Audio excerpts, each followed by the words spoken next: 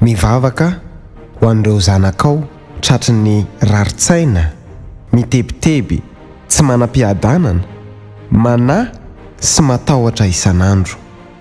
Mivavaka aho ray mba hampitony ny fon'izy ireo ianao, satria tsy misy afa-tsy ianao rery ihany no afaka hampitony ny fo. Mivavaka mba ny fiadananao ameno anenika an'ireo olona ireo izay marary sy matahotra foana.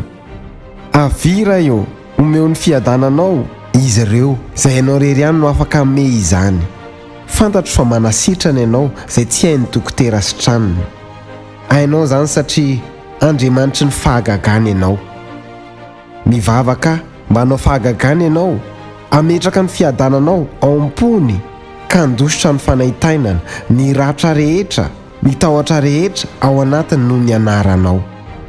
Ary tsisy afaka atohitra izany amin'ny anaran'i Jesosy. Misaotra noho ny fiadananao mameno ireo olona ireo ary hanasitrana an'izy ireo. Amin'ny anaran'i Jesosy Kristy. Amen.